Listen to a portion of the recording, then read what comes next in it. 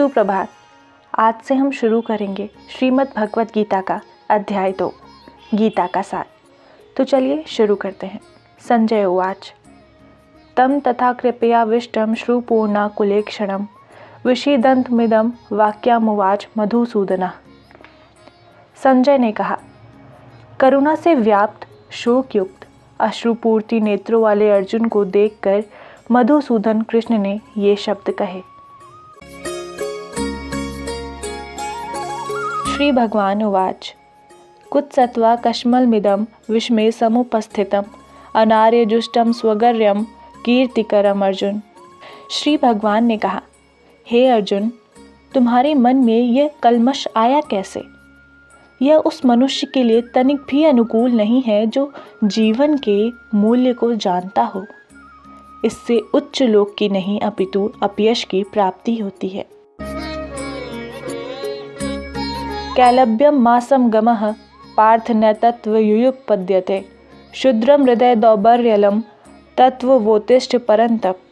हे प्रथापुत्र, इस हीन नपुंसकता को प्राप्त मत हो, यह तुम्हें शोभा नहीं देती।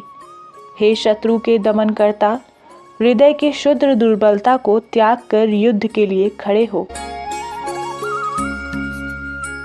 अर्जुन उवाच कथम भीष्महं संख्ये द्रोणं च मधुसूदन इषुभिः प्रतियोत्स्यामि पूजाहारे वरिसूदन।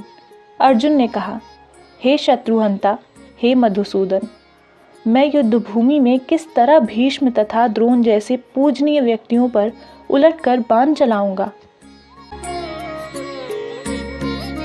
गुरु न हत्वा ही महानुभावान श्रेयो भोतुक्तम भैष्यम पीह लोके हत्वार्थ कामामस्तु गुरु निहैव भूज्ये भोगानुरुधिर प्रदिग्धान।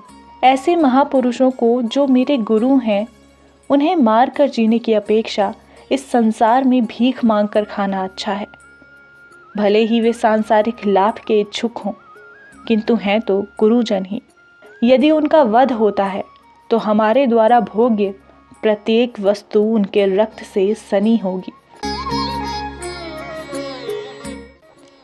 न चैत विद्या कतरन्नो गरियो यद्वा जयेम यदि वा नो जयेयुः यानेव हत्वा न जिजीविषाम स्तेव स्थिता प्रमुखे धार्त राष्ट्र। हम यह भी जानते हैं कि हमारे लिए क्या श्रेष्ठ है, उनको जीतना या उनके द्वारा जीते जाना। यदि हम धृतराष्ट्र के पुत्रों का वध कर देते हैं तो हमें जीवित रहने की आवश्यकता नहीं है। फिर भी वे युद्ध भूमि में हमारे समक्ष खड़े हैं।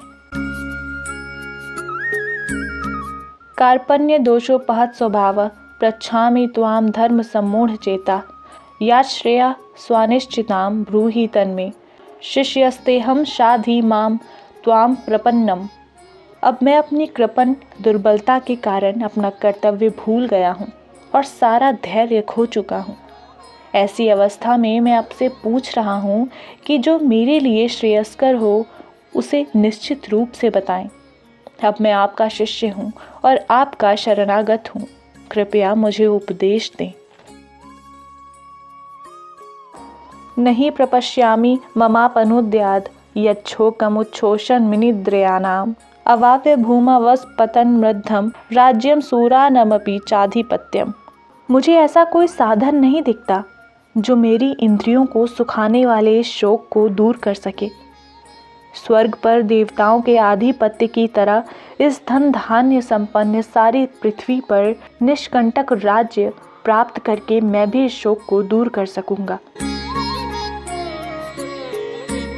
संजय उवाच एव मुक्तत्व ऋषिकेशम गुडाकेशः परंतपः न योत्सय इति गोविंद मुक्ता तूष्णीम बभूवः। संजय ने कहा, इस प्रकार कहने के बाद शत्रुओं का दमन करने वाला अर्जुन कृष्ण से बोला, हे गोविंद, मैं युद्ध नहीं करूंगा, और चुप हो गया। तमुवाच ऋषिकेशः प्रसन्नीव भारत सेनयोरु भयो मर्दये विषीदन्तमिदं वचः। हे भरतवंशी धृतराष्ट्र, उस समय दोनों सेनाओं के मध्य शोकमग्न अर्जुन से कृष्ण ने मानो हंसते हुए ये शब्द कहे।